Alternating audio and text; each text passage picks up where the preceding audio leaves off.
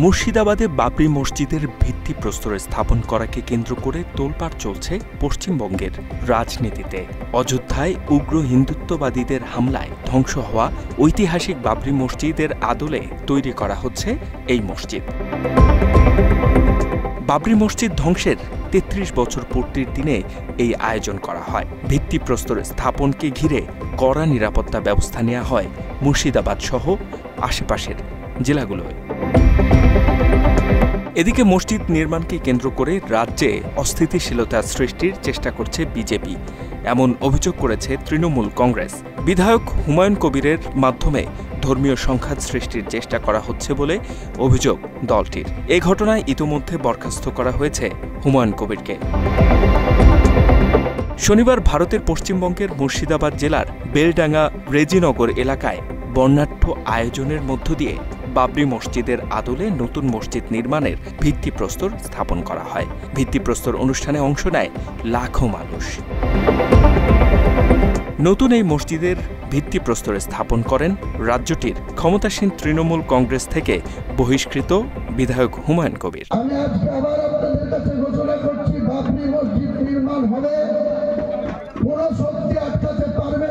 এদিন সকাল 10টায় পবিত্র কোরআন তেলাওয়াতের মধ্য দিয়ে শুরু হওয়া এই অনুষ্ঠানে অংশ নিয়েছিলেন সৌদি আরব থেকে আগত মুফতি সুফিয়ান এবং মদিনা থেকে আগত ধর্মীয় নেতা শেখ আবদুল্লাহ।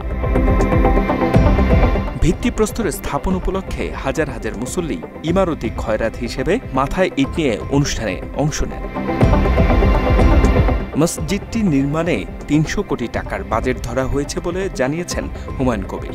এ সময় দান হিসেবে কয়েক কোটি রুপি সংগ্রহ করা হয়। একজন ডাক্তার একাই দেন ১ কোটি রুপি। এছাড়া একজন ব্যবসায়ী একাই ৮০ কোটি রুপি দেবেন বলে জানিয়েছেন হুমায়ুন কবির। তিনি দাবি করেন ২৫ বিঘা এলাকা নিয়ে মসজিদ চত্বর গড়ে উঠবে, যেখানে থাকবে কলেজ, হাসপাতাল, গেস্ট হাউস ও সভাকক্ষ।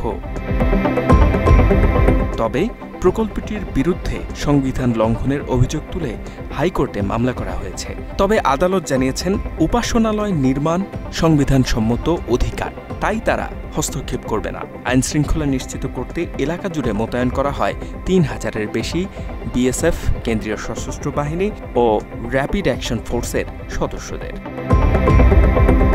হুমায়ুন কবির সমাবেশে বলেন, একটি ইটও সরানো যাবে না, এটি মুসলমানদের প্রতিশ্রুতি। বাত ব্যথা, প্যারালাইসিস কিংবা আর্থ্রাইটিস, আধুনিক ফিজিওথেরাপি ও পুনর্বাসন চিকিৎসায় নির্ভরযোগ্য নাম ডিপিআরসি।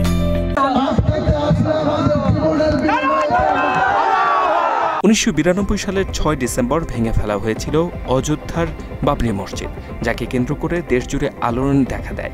সে কথা মাথায় রেখেই এই দিনকেই মুর্শিদাবাদে বাবরি মসজিদের ভিত্তিপ্রস্তর স্থাপন বা শিলান্যাসের দিন হিসেবে বেছে নেন হুমায়ুন কবির।